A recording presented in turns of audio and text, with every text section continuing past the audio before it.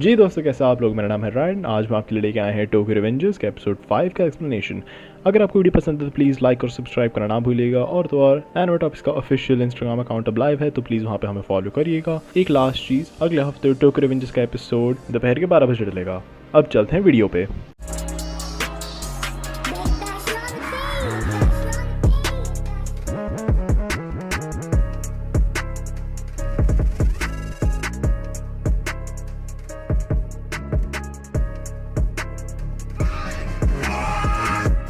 जी दोस्तों, तो एपिसोड की स्टार्टिंग में हमें दिखाया जाता है कि टाकीमीची अपनी जॉब पे वापस गया है, लेकिन उसे वहाँ से अब फायर कर दिया जा चुका है।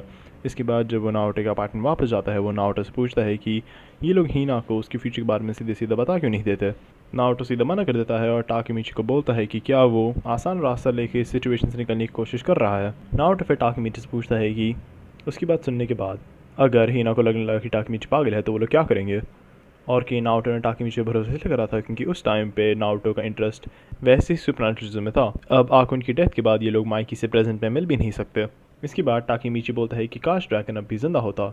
ये सुनने के बाद नाओटो चेक करता है कि ड्रैकन की डेथ हुई कैसे थी, और इन लोगों को पता चलता है कि टोक्यो मांजी गैंग में ही ड्रैकन के ग्रुप और माइकी ग्रुप की एक लड़ाई हुई थी जिसमें ड्रैकन मर गया था। जब वो लोग इस हादसे की डेट चेक करते हैं तब उन्हें पता चलता है कि ये हादसा 3 अगस्त को हुआ था, और 3 अगस्त होने में अभी 2 हफ्ते हैं। फिर नाओटो टाकीमीची को बोलता है कि इस बार पास में जाके उसे ड्रैकन की डेथ का रीज़न पता लगाना है और उसे बचाना है। फिर नाओटो टाकीमीची को याद दिलाता है कि वो ये सब आकुन, माइकी और हीना को बचाने के लिए कर रहा है, और कि अगर वो ड्रैकन की डेथ होने से रोक लेगा तो वो इन तीनों को बचा सकता है। इसके बाद दोनों हाथ मिलाते हैं और टाकीमीची पास में पहुंच जाता है। पास में जब टाकीमीची उठता है तब वो देखता है कि एक आधी नंगी लड़की उस पर चढ़ रही है। ये देख के टाकीमीची चौंक जाता है और सीधा सोच नहीं पाता। तभी फ़ोन बजने की वजह से लड़के का ध्यान भटक जाता है और ये अपॉर्चुनिटी लेकर टाकीमीची वहाँ से भाग जाता है।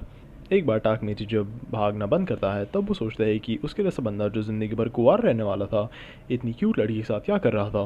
फिर वो बोलता है कि वो हीना को इस बारे में कभी बता नहीं सकता, लेकिन तभी हीना उसके पीछे आती और पूछती है किस बारे में। डर के टाकीमीची हीना से पूछता है कि वो यहाँ क्या कर रही है। हीना उसे बताती है कि वो क्राम स्कूल से घर जा रही थी, और पूछती है कि टाकीमीची यहाँ पे क्या कर रहा है। हीना की शक्ल देखकर पता चल रही है कि वो टाकीमीची से किसी चीज़ को लेकर गुस्सा है। टाकीमीची को लगता है कि हीना को उसके और दूसरे लड़के के बारे में पता है, और वो बहाने बनाने शुरू कर देता है। हीना टाकीमीची से पूछती है कि वो क्या कह रहा है, और उसके बाद टाकीमीची को बोलती है कि वो पिछले कुछ दिनों से थोड़ा अजीब एक्ट कर रहा है। और यहाँ पर हमें पता चलता है कि एक बार टाकीमीची जब वापस पास्ट फ्यूचर में चला जाता है तब क्या होता है। हीना हमें बताती है कि लास्ट एपिसोड के एंड में जब वो लोग एक साथ खड़े होकर पटाखे देख रहे थे तब टाकीमीची ने एक्सीडेंटली नाओटो का हाथ पकड़ लिया था और वो वापस फ्यूचर में चला गया था। लेकिन उसके फ्यूचर में जाने के बाद उसकी जो पास्ट बॉडी है उसे कोई आइडिया नहीं था कि वो कहाँ पर है, और वो डर के भाग गया। और कि स्कूल में भी टाकीमीची पिछले कुछ दिनों से हीना से बात नहीं कर रहा था, लेकिन आज वो वापस नॉर्मल हो गया है। इस पॉइंट पे टाकीमीची समझ जाता है कि जब वो वापस फ्यूचर में चला जाता है तब इस बॉडी में सिर्फ उसका पास्ट वर्जन बचता है, जिसे कोई आइडिया नहीं कि यहाँ पे क्या चल रहा है या वो यहाँ पे कैसे पहुँचा। लेकिन इसके बावजूद भी उसे अब भी समझ नहीं आ रहा कि वो उस क्यूट लड़की के साथ वैसी सिचुएशन में कैसे पहुँचा, और कि उसका पास्ट वर्जन एक गधा है। तभी उसे ड्रैकन का फ़ोन आता है और ड्रैकन उसे बोलता है कि मुसाशी श्राइन पहुंचने के लिए। इसके बाद टाकीमीची हीना को बोलता है कि ड्रैकन उसे बुलाया है और कि उसे जाना पड़ेगा, तो हीना बोलती है कि वो भी उसके साथ चलेगी।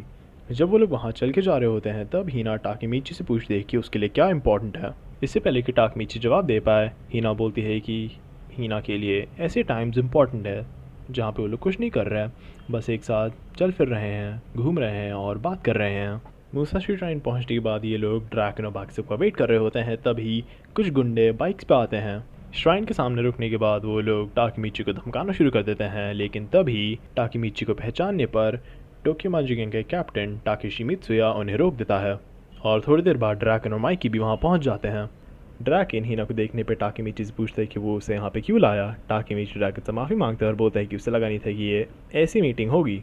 फिर ड्रैकन हीना से एपिसोड 3 में जो हुआ था उसके लिए माफ़ी मांगता है, और एमा को बोलता है कि ये टाकीमीची की वाइफ है और उसका ध्यान रखने के लिए। जब हमें एमा को दिखाया जाता है तब हमें पता चलता है कि एमा वही लड़की है जो आधा नंगा होकर टाकीमीची पे चढ़ी हुई थी।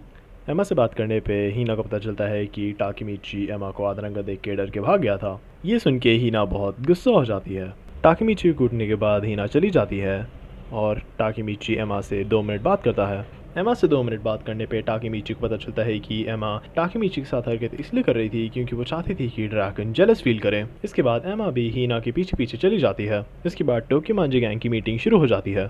मीटिंग शुरू होने के बाद हमें 2 और कैप्टन्स को इंट्रोड्यूस करा जाता है, पे यान और पा चीन। ये मीटिंग यहाँ पे इसलिए रखी जा रही है क्योंकि एक दूसरे गैंग ने, जिनका नाम मोबियस है, उन्होंने पा चीन के एक दोस्त को, एक अच्छे दोस्त को बहुत बुरी तरीके से पीटा, फिर उसके ख़ानदान वालों को भी पीटा और उसके दोस्त के गर्लफ्रेंड के साथ कुछ बड़ी बुरी चीज़ें करी। ये जो मोबियस गैंग है वो टोक्योमांजी गैंग से पहले से एग्जिस्ट कर रही है और कि वो शिंजुकू का एरिया कंट्रोल करते हैं और टोक्योमांजी गैंग शिबुया का एरिया कंट्रोल करते हैं। इसके बाद पा माइकी के सामने जाता है और माइकी पा से पूछता है कि वो क्या करना चाहेगा और कि क्या वो ये पक्का करना चाहता है।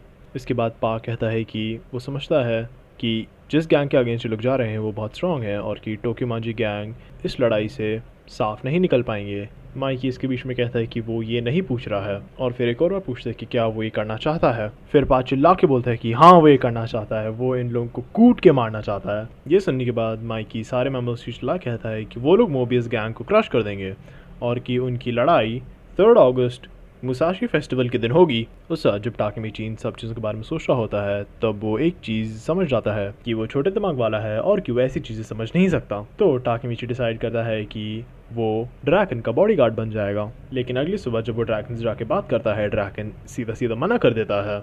तो टाकीमीची डिसाइड करता है कि वो पूरा दिन छुपके से ड्रैगन का पीछा करेगा। स्टार्टिंग में हमें बस ये देखने को मिलता है कि ड्रैगन और माइकी कितने अच्छे दोस्त हैं, लेकिन इसके बाद ड्रैगन माइकी को उस हॉस्पिटल ले जाता है जहाँ पे पा के दोस्त की गर्लफ्रेंड एडमिट हो रखी है। जब माइकी और ड्रैगन पा के दोस्त की गर्लफ्रेंड के कमरे के बाहर खड़े होते हैं तब पा के दोस्त के गर्लफ्रेंड के माँ बाप आके माइकी और ड्रैगन पे चिल्लाने लग जाते हैं, बोलते हुए कि उन जैसे लोगों की वजह से उनकी बेटी आज हॉस्पिटल में एडमिट हो रखी है। ड्रैगन अपना सर झुका के उनसे माफ़ी मांगता है, लेकिन माइकी शुरुआत में ये नहीं करना चाहता। माइकी उन्हें बोलता है कि ये उनकी गलती नहीं है, लेकिन ड्रैगन उसका सर पकड़ के झुकवा देता है और इस चीज़ की पूरी रिस्पॉन्सिबिलिटी ले लेता है, बोलता हुए कि हाँ ये उन्हीं की गलती है। पा के दोस्त की गर्लफ्रेंड के माँ बाप जब चले जाते हैं तब ड्रैगन माइकी को बोलता है कि वो लोग जल्दी ही मोबी से लड़ने वाले हैं और कि उन्हें अपनी दुनिया की चीज़ें अपनी दुनिया में संभालनी चाहिए और उन्हें बाहर वालों को इन्वॉल्व नहीं करना चाहिए। उनकी गैंग के जितने भी मेंबर्स हैं उन सब की फैमिलीज़ हैं और लोग हैं जिनके बारे में वो परवाह करते हैं और तो और उन्हें अपने आसपास के लोगों को रुलाना भी नहीं चाहिए। अगर माइकी बाव नहीं करना चाहता तो वो ठीक है, लेकिन कम से कम इतना तो दिल रखें कि दूसरों के बारे में भी सोचे और थोड़ी परवाह करे। ये लाइन सुन के पता चल गया भाई कि आज ड्रैगन जैसा भी दिखता हो, जो कुछ भी करता हो, लेकिन है बड़े दिल वाला वो।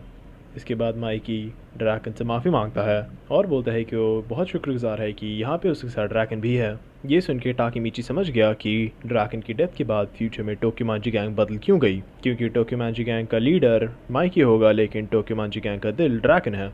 और इसी के साथ हमारा एपिसोड खत्म हो जाए। अगर आप वीडियो पॉइंट तक देख रहे हैं तो पूरे वीडियो देखने के लिए थैंक यू। अगर आपको हमारा वीडियो पसंद आया हो तो प्लीज़ हमारे चैनल की बाकी वीडियो चेकआउट करिएगा। और मैं आपको एक और बात बताना चाहूँगा कि टोक्यो रिवेंजर्स का एपिसोड 6 का एक्सप्लेनेशन अगले संडे दोपहर 12 बजे डलेगा। इसी के साथ मैं आपसे मिलता हूँ अगले वीडियो में।